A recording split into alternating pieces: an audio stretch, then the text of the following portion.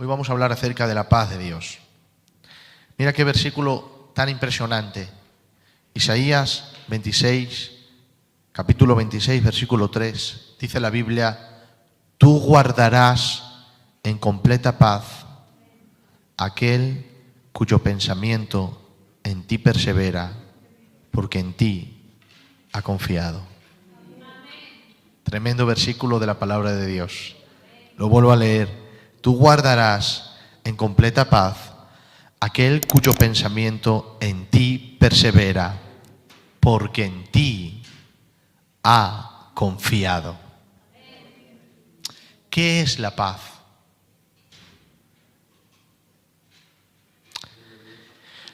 Situación o estado en que no hay guerras ni luchas entre dos personas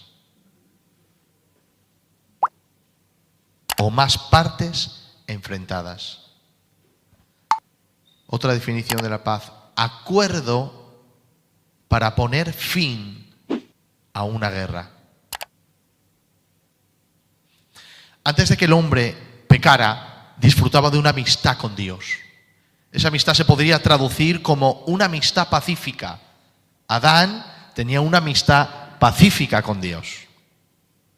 Cuando el hombre peca, el hombre pierde esa amistad con Dios y literalmente entra en una guerra contra Dios. Una guerra encarnizada, pues ya no quiere vivir para Dios, sino para sí mismo. Que esa es precisamente el origen de la falta de paz en el hombre. El hombre dice: en el momento que tenga mucho dinero voy a tener paz. Es mentira, no lo va a tener. En el momento que tenga poder voy a tener paz. Es mentira. Es peor aún. Porque te viene mucho dinero, muchos privilegios, muchas responsabilidades. Tienes que mantener lo que has conseguido. La vida da muchas vueltas y los miedos te van a comer. Es mentira. Con el poder igual, con la autoridad igual, con la fama igual. El origen de la falta de paz en el hombre es que éste no se somete a Dios.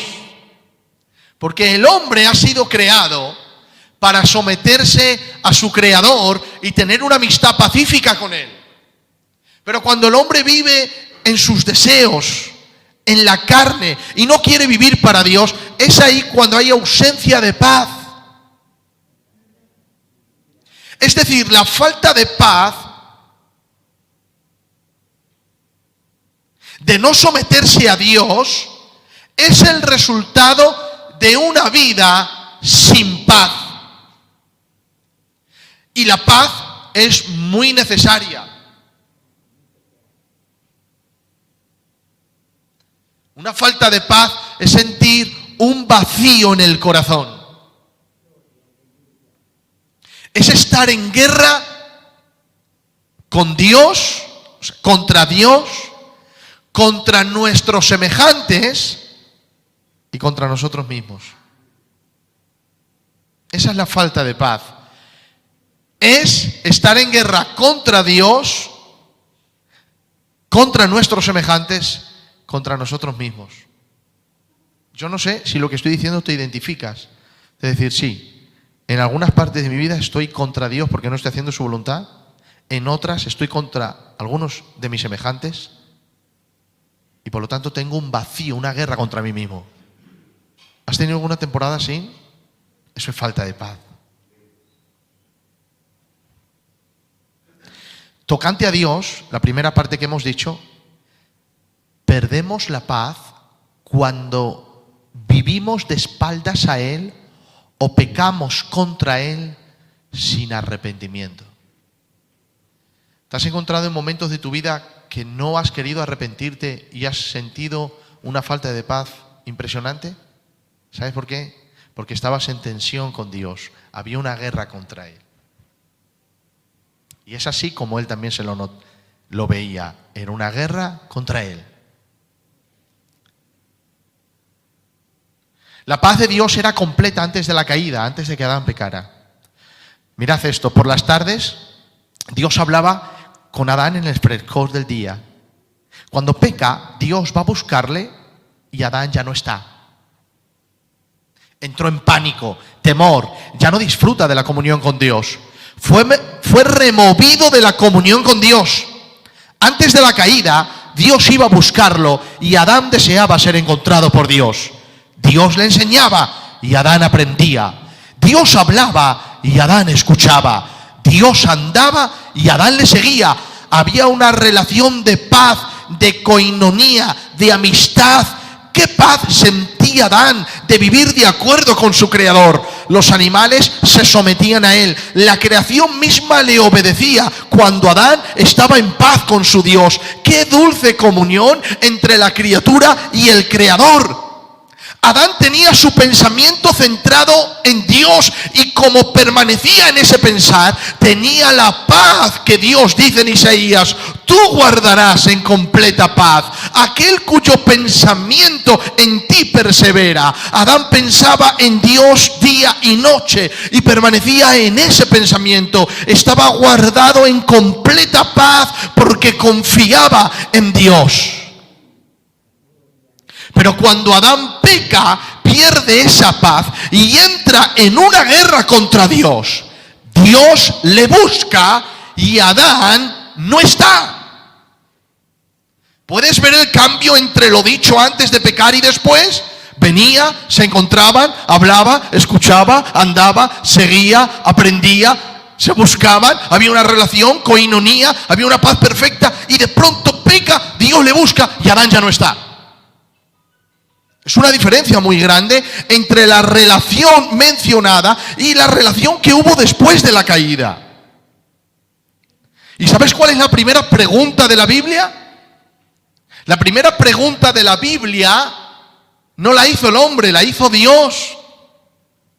La primera pregunta fue: Adán, ¿dónde estás tú? Esa es la primera pregunta de Dios al hombre. Adán, ¿dónde estás tú? Yo te dejé aquí. Había una dulce comunión entre tú y yo. Había paz, no había guerra. Nos llevábamos bien, coinonía. Yo hablaba, tú escuchabas. Yo enseñaba, tú aprendías. Yo andaba y tú seguías. Pero ahora, después de desobedecer, la pregunta de Dios es: Adán, ¿dónde estás tú? ¿Y no crees que cambiando de nombre el Señor con esa pregunta nos confronta nuestra vida? Y nos dice: ¿dónde estás tú? ¿Por qué te rebelas contra mí? Esto es profético lo que voy a decir ahora, ¿eh? Creo que es Dios hablando. ¿Por qué te rebelas contra mí? ¿No sabes que tu falta de sumisión se convierte en guerra? Esa pregunta le ha hecho Dios muchas veces de diferente manera. ¿Dónde estás tú? ¿Dónde estás tú? Significa: fuiste removido del lugar. No estás en el lugar que Dios quiere. Estás lejos del lugar donde Él tenía amistad contigo. Y cuando hablamos de lugar, no solo de lugar en el reino, en tu llamado, o en tu misión, o en tu iglesia, sino en tu corazón, en tus pensamientos. ¡Qué pregunta tan instructiva de Dios! Adán, ¿dónde estás tú? Escucha esto que creo que es profético. Dios habla hoy a la iglesia del siglo XXI. Iglesia, ¿dónde estás tú? ¿Dónde está la dulce comunión que compartíamos? La dulce amistad.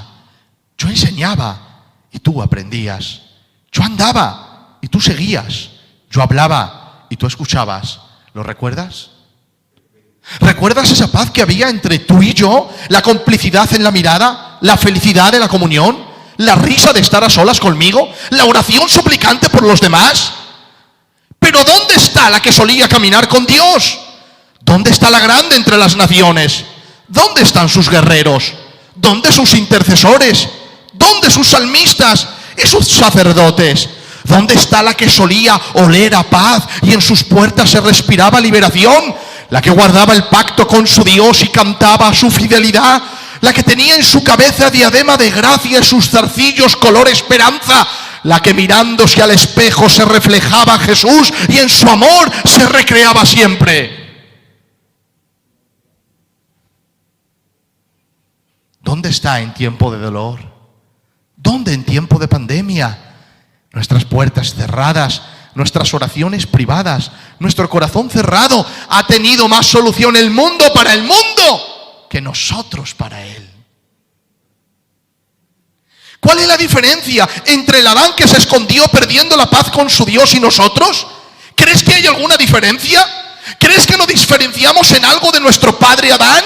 Él pecó. Cerró su corazón, perdió la dulce comunión, se escondió de su labor en el mundo y su relación con Dios. ¿Crees que hay alguna diferencia? Sí, sí la hay. La diferencia entre Adán y nosotros es que Adán se sentía perdido, escondido, humillado y avergonzado. Entró en guerra contra Dios, perdió la paz con él. Pero él sabía. Cuando Dios habló y preguntó, él respondió. Nosotros ni siquiera respondemos. Estamos sordos a su voz. Estamos propensos al coronavirus, aún con la Pfizer. Pero el virus del pecado, de la monotonía, la comodidad, nuestra egocéntrica vida nos ha hecho inmunes contra Dios.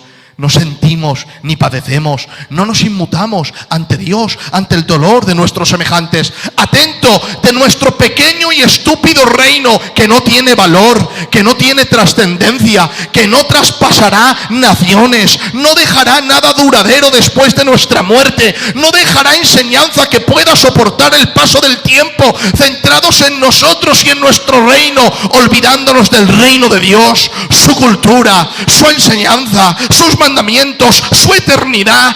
Este reino es más fuerte que el hierro y su enseñanza perdurará al paso del tiempo, pues de Jesús dice la Biblia que Él es rey y su reino no tendrá fin. La pregunta es, ¿dónde está la sal que sala y la luz que alumbra? La pregunta de Dios ante una iglesia inmune y sorda, el grito de Dios es, ¿dónde estás tú?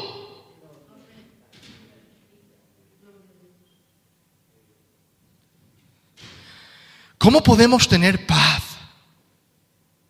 si nuestros pensamientos permanecen en todo menos en Dios? Porque la promesa de Dios es, tú guardarás en completa paz aquel cuyo pensamiento en ti persevera, porque en ti ha confiado. La pregunta es, ¿qué haces a lo largo de todo el día?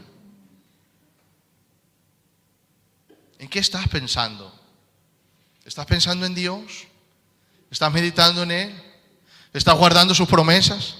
¿Estás obedeciendo? ¿Estás guardando su palabra? Entonces Dios no cumple su promesa, no porque Él no cumpla sus promesas, sino porque hay una condición para que Él lo haga. Tú guardarás en completa paz aquel cuyo pensamiento en ti persevera, porque en ti ha confiado.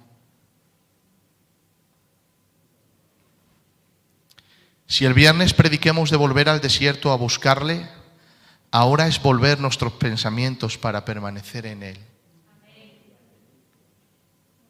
¿Dónde estás tú? Mira esto escucha esta frase. La recompensa verdadera por nuestra comunión con Dios y fidelidad a Él no es dinero, que Dios te puede bendecir. No es fama, no es sanidad, que Dios te puede sanar. Nuestra recompensa es paz en el corazón.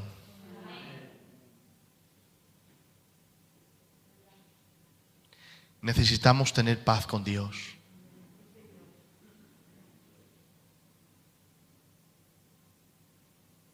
Permanecer en Él.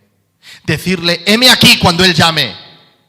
Porque nuestra recompensa por nuestra comunión con Él y nuestra fidelidad a Él es paz en el corazón. Segundo, esa paz que tenemos con Dios en nuestra relación con Dios se traduce en nuestra relación con nuestros semejantes. Dios es el origen de toda relación. Y cuando tú estás bien con Dios, eso lo traduces en una relación con tus semejantes. Es imposible estar bien con Dios y mal con con tus semejantes. Imposible. Si tú estás bien con Dios, eso lo traducirás a estar bien con los demás. Entonces, primero hemos hablado de la paz con Dios y ahora segundo, la paz con nuestros semejantes. Cuando vives una vida que permanece en Él, una vida que el pensamiento permanece en Él, el resultado de esa comunión será no entrar en guerra con tus semejantes o perdonarles. Pues no quieres perder la dulce comunión con el Señor por guardar rencor o rencilla.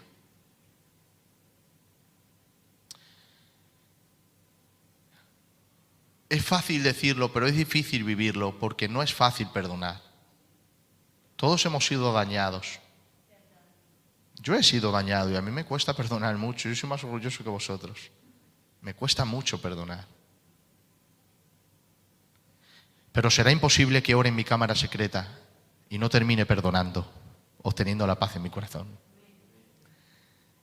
Si tú te metes a buscar a Dios y a tener paz con Él, te aseguro que terminarás perdonando a quien sea.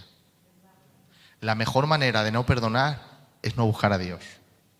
Si no quieres perdonar, no le busques, porque si le buscas y le encuentras, Él te va a decir, perdona. Cuando entramos en guerra con alguno de nuestros semejantes, perdemos la paz de Dios. ¿O no es verdad? Nos turbamos en nuestro corazón. Sé que a veces se necesita tiempo para perdonar. Hay heridas muy grandes que no, lo voy a hacer ya. No, se necesita tiempo. Pero dado ese tiempo, hay que perdonar. Necesitamos hacernos, si tú quieres, tener una comunión con Dios. No merece la pena perder la dulce comunión con Dios por albergar rencilla en el corazón. Mira esto. ¿Sabes que José, ya lo saben ustedes, fue vendido por sus hermanos? ¿Esclavo por causa de ellos?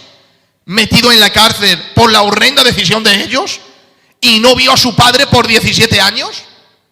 Todo por la decisión de sus hermanos. ¿Crees que sería fácil perdonar eso? Si es una frase que te diga un hermano y te hace daño y se queda ahí el rescoldo. Imagínate venderte, separarte de tu padre, no ver a nadie de tu familia y pasar penurias y cárceles por la decisión de los hermanos. Era muy difícil perdonar y todo porque le cogieron envidia. Pero ¿sabes qué? Él sopesó entre guardar la ofensa o perder la comunión con su Dios. ¿Y qué fue mejor, iglesia? Imagínate la vida de José vista desde el plano con rencilla en su corazón. ¿Qué hubiera pasado en todo el proceso que pasó? ¿Qué hubiese pasado? Pues no lo sabemos, porque no guardó rencilla. Lo que sí sabemos es que donde iba, el Señor estaba con él. Y sabes, yo sé que José decidió perdonar, primero porque la Biblia lo dice, porque a lo último ellos le dijeron, hermanos, perdónanos por lo que hicimos. Y él dijo, si estáis perdonados, Dios me ha traído aquí para daros de comer. Eso está en la Biblia, pero él no solo decidió perdonar en ese momento, que pasaron ya 17 años cuando él lo dijo, decidió perdonar desde lo primero. ¿Y por qué yo lo sé que decidió perdonar desde lo primero? Porque desde el momento que lo venden y lo llevan a casa de Potifar, la Biblia dice, Jehová bendijo la casa de Potifar a causa de José. Y no solo la bendijo, sino que dice la Biblia que Potifar dejó todo en su mano. Escucha esto. Si él arrastrara los traumas de ser traicionado, el rencor y el odio de ser vendido, y todo eso repercutiendo en su carácter, ¿crees que Potifar pondría todas sus cosas en manos de alguien totalmente amargado? Tú imagínate a José, me han vendido mis hermanos, no veo a mi padre, estoy amargado, tengo rabia, las ojeras por aquí, echando espumarajos por la boca, enfadado con la vida, con el día, con la noche, con el verano, con el invierno, con el otoño, nada siente bien, porque eso es una persona amargada. Entra en casa de Potifar, ¿y tú crees que Potifar va a ver el carácter de un esclavo hebreo y va a poner todo en su mano? Pero ¿qué carácter no veía en José? Que ni siquiera sabía lo que había pasado en su pasado. Nada. Un esclavo. Pero si indagara, le iba a decir, ¿y por qué no estás amargado? Porque José decidió perdonar desde el primer momento. Y además no lo creo que la bendición de Dios acompañe a alguien que tenga rencor en su corazón. Y la Biblia dice que en el momento que entra a la casa de Potifar, la bendición de Dios cae sobre la casa de Potifar a causa de José.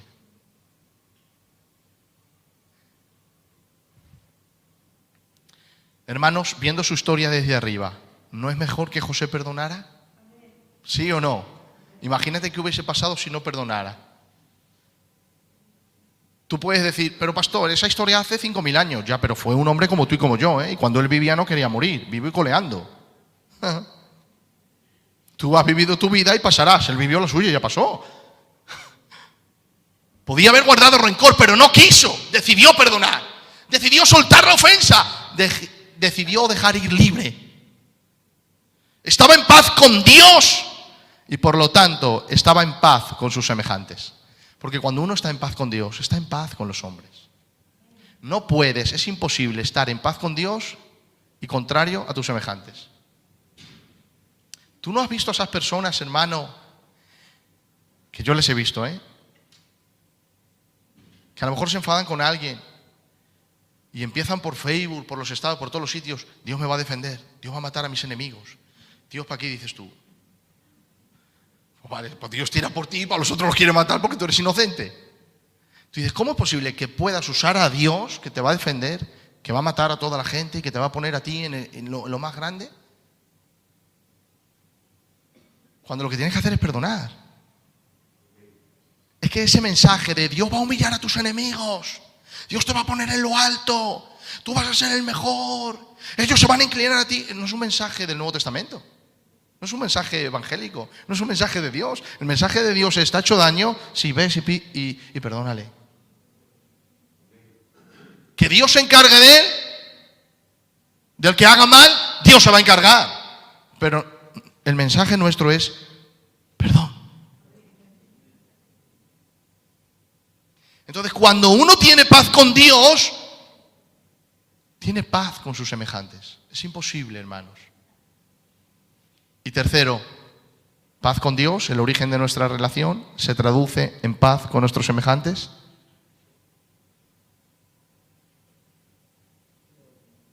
Y termina uno teniendo paz consigo mismo. Porque, hermano, quien ama, quien se esfuerza en amar, quien decide amar, perdonar y ayudar, es libre. No hay nada que ate más que el dolor, la envidia, el rencor, la frustración. Paz consigo mismo es no estar en guerra interior. Te gobierna la paz. Solo persevera en él orando. Y cuando vives así, ¿sabes qué puedes decir? Con esto termino. Salmo 4:8, en paz me acostaré y asimismo dormiré. Porque solo tú, Jehová, me haces vivir confiado. Salmo 29:11, Jehová dará poder a su pueblo. Jehová bendecirá a su pueblo con paz.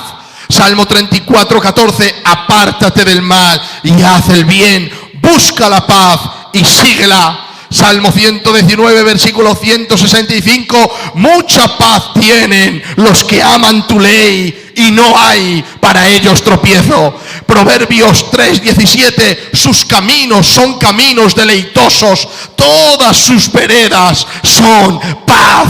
Isaías 48:18 dijo el Señor, si hubieses atendido mis mandamientos, fuera entonces tu paz como un río y tu justicia como las ondas del mar. Juan 14:27, Jesús dijo, la paz os dejo, mi paz os doy. Yo no la doy como el mundo la da. No se turbe vuestro corazón ni tenga miedo.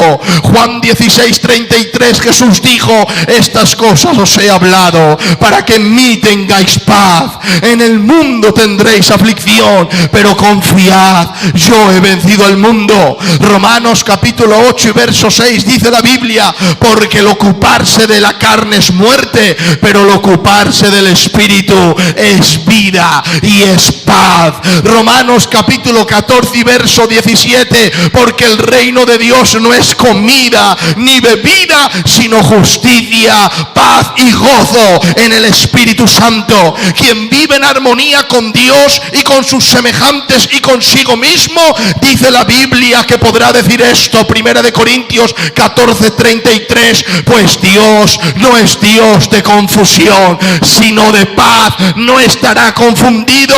Y todo esto se debe a la obra de Jesús, pues la Biblia dice en Isaías 9:6, porque un niño nos es nacido, hijo nos es dado, el principado sobre su hombro, y se llamará su nombre admirable, consejero, Dios fuerte, Padre eterno y príncipe de paz. Cuando vives en la obra de Jesús, se reproduce el fruto del Espíritu en ti, y una de las cosas de ese Espíritu es paz. Gálatas 5:22, mas el fruto del Espíritu es amor, gozo, paz. Efesios capítulo 3 dice, solícitos en guardar la unidad del Espíritu en el vínculo de la paz, y de esa manera se va a cumplir Filipenses 4:6-9, por nada estéis afanosos, sean conocidas vuestras peticiones delante de Dios en toda oración y ruego con acción de gracias,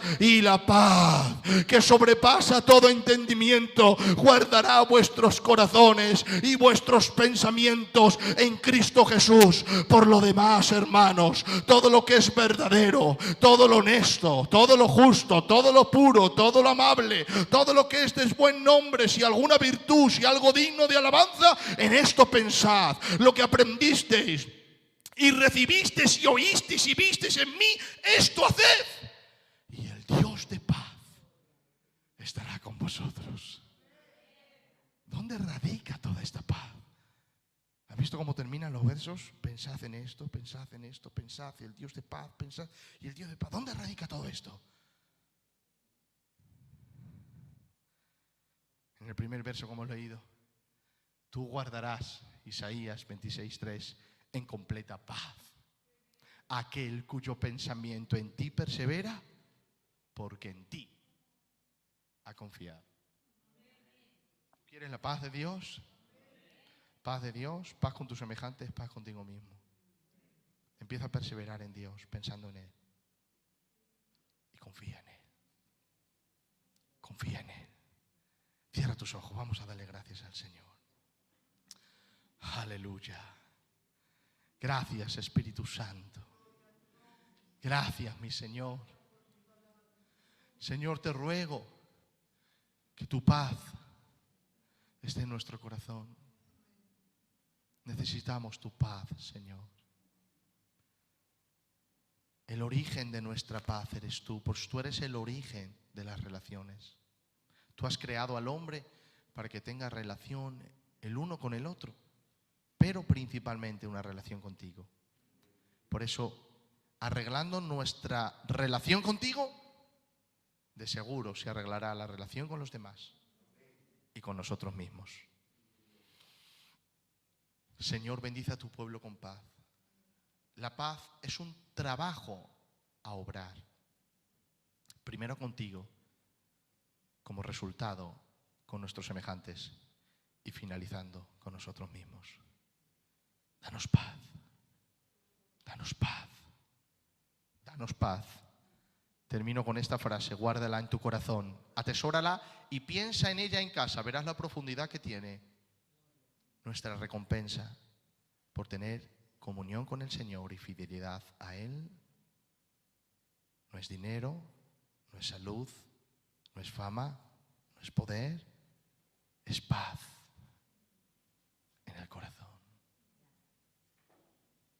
Gracias. En el nombre de Jesús. Amén y amén. Dale un aplauso al Señor.